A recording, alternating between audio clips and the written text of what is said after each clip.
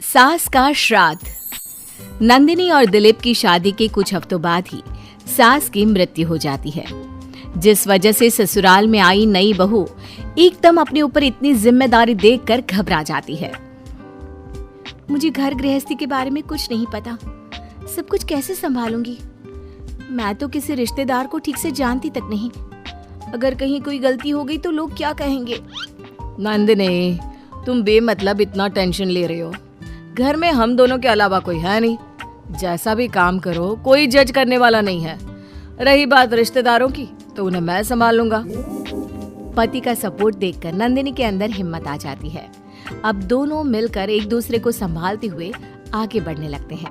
इसी तरह 1 साल बीत जाता है और श्राद्ध के दिन शुरू होते हैं। नंदिनी के पास सास की बहन का फोन आता है। बहू, पता है ना, श्राद्ध शुरू हो गए। जी मौसी जी, मुझे पता है। तो फिर सास का पहला श्राद्ध कब करोगे?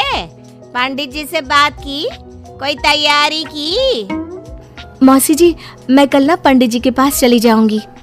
ठीक है, बात करके सब अच्छे से तैयारी करना। हाँ, किसी भी रीति रिवाज में कमी नहीं रहनी चाहिए। नंदिनी मौसी सास की बात पर तो हाँ बोलकर फोन काट देती है, लेकिन फिर रीति रिवाज और श्राद्ध के बारे में कुछ पता ना होने की वजह से दोबारा टेंशन में आ जाती है। शाम को दिलीप के घर वापस आते ही उस पर अपने सवालों की बारिश शुरू कर देती है। आज मौसी जी ने फोन करके मम्मी के श्राद्ध के बारे में बोला। हाँ, मुझे याद है। तुम पंडित जी से बात कराओ, बाकी फिर वैसे ही तैयारी कर लेंगे। वो तो मुझे पता है, लेकिन मौसी जी ने साथ में रीति रिवाज के बारे में भी बोला, और इस घर के किसी भी रिवाज के बारे में मुझे कुछ भी नहीं पता। देखो, इतना सोचने की जगह जैसा पंडित जी बोले वैसा कर लो, सब सही होगा। अगले दिन दिलीप के ऑफिस जाते ही नंदिनी घर के बाकी सब काम छोड़ पंडित जी के पास जाती है, जो उसे श्राद्ध करने की तारीख के साथ क्या और कैसे करना है सब कुछ अच्छे से समझा देते हैं। घर वापस आते ही नंदिनी मौसी सास को फोन करती है। मौसी जी, 2 दिन बाद मम्मी का श्राद्ध रखा है। ठीक है, आ जाऊंगी। और पहला श्राद्ध है, इसलिए पूरे परिवार को बता देना। सब साथ में पूजा करेंगे तो दीदी को अच्छा लगेगा। मौसी के कहे मुताबिक नंदिनी सबको इन्फॉर्म कर पूजा की तैयारियों में लग जाती है।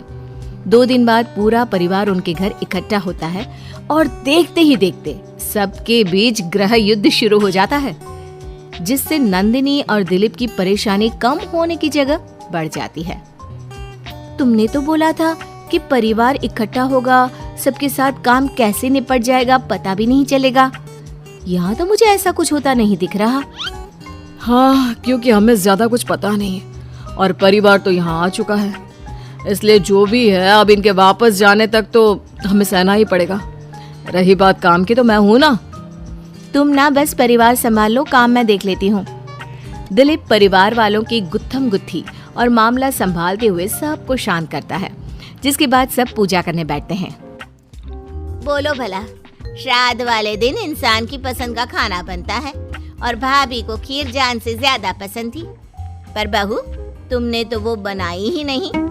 वो एक्चुअली मुझे खीर बनानी नहीं आती, कुछ खराब हो जाता तो बहुत नुकसान होता, इसलिए नहीं बनाई, लेकिन बाजार से मंगवाई है, कुछ देर में आ जाएगी।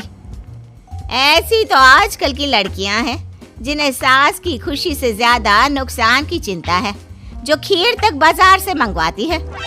मौसी जी, मम्मी की खुशी को याद रखते हुए नंदिनी ने खीर का ऑर्डर उनकी पसंदीदा मिठाई की दुकान पर दिया है। अरे बनाएगी नहीं तो सीखेगी कैसे? माफ करना मौसी जी, लेकिन आज पूरे परिवार का खाना बना है और ऐसे में प्रैक्टिस के चलते मैं इतने सारे लोगों के लिए खीर बनाती और अगर जरा भी गड़बड़ हो जाती तो बहुत खाने का नुकसान होता ना, जो अच्छा नहीं होता। नंदिनी की बात को इग्नोर करते हुए मौसी चुप हो जाती है, जिसके बाद सब पूजा करते हैं और कुछ देर बाद खाना खाने बैठते हैं, लेकिन उन्हें वहाँ भी शांति नहीं रहती। वो कभी खाने में कमी निकालना तो कभी किसी चीज की फरमाइश करना शुरू कर देते हैं। आखिर ये लोग माँ के श्राद्ध की पूजा के लिए आए हैं या बस ये गलत है, ये वैसा क्यों है, ये ऐसा क्यों नहीं, ये चाहिए, वो अच्छा नहीं, ये सब बोलने के लिए? मुझे तो समझ में नहीं आ रहा, यहाँ श्राद्ध की पूजा हो रही है या इनकी पार्टी? जिस हिसाब से कमियां निकाल कर भी उंगलियां चाट चाट कर खा रहे हैं ना, इनकी तो पार्टी ही लग रही है। बस भगवान करे अब और कोई ड्रामा ना हो। दोनों पति पत्नी इसी उम्मीद के साथ मेहमानों को खाना परोसते रहते हैं। कुछ देर बाद ही मौसी सास का चिल्लाना शुरू हो जाता है। हे भगवान, सब इधर आओ। ये देखो, दीदी की तस्वीर के आगे रखी पूजा की पूड़ी पर चींटियां घूम रही है। बहू, तूने दीदी की मनपसंद खीर पूजा में नहीं रखी ना, इसीलिए नाराज हो गई हमारी दीदी। मौसी, आप सबके मन में इस तरह के अंधविश्वास मत भरो। अरे उन्होंने कुछ गलत नहीं बोला। पहले तेरी पत्नी ने घर आते ही हमारी भाभी को ऊपर पहुंचा दिया और अब उनकी आत्मा को भी शांति से नहीं रहने दे रही। इसी के साथ एक एक कर घर में सब अपनी राय देने लगते हैं, जो कुछ ही देर में एक बड़े मुद्दे का रूप ले लेता है, जिसमें सबकी बात और इल्जाम घूम फिर कर नंदिनी या दिलीप पर ही आते हैं। बस करो, आखिर आप लोग हमसे चाहते क्या हो? खुद तो एक दिन भी लड़ाई किए या किसी पर इल्जाम लगाए बिना रह नहीं सकते, तो फिर किस हक से दूसरों को बुरा बोल रहे हो? वो बेचारी जिस दिन से इस घर में आई है सबको खुश करने की कोशिश करती रहती है, लेकिन आप सब उसे टारगेट करने के अलावा कुछ नहीं करते। मौसी जी, आप इतने विश्वास के साथ कैसे कह सकती हैं कि मम्मी नंदिनी से ही गुस्सा है?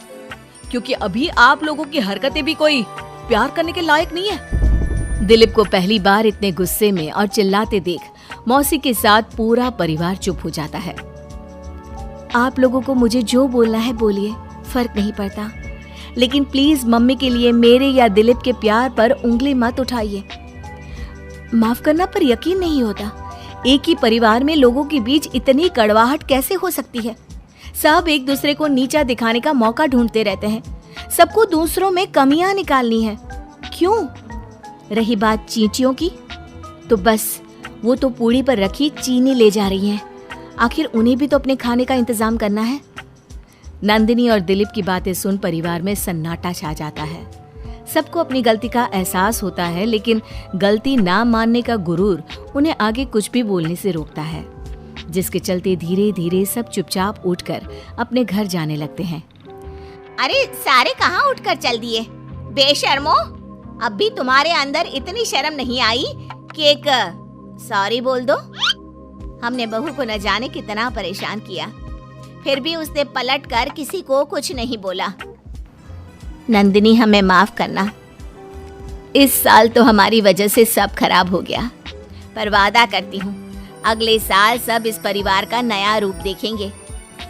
फिर मैं भी वादा करती हूँ कि अगले साल सबको अपने हाथ की बनाई बढ़िया खीर खिलाऊंगी।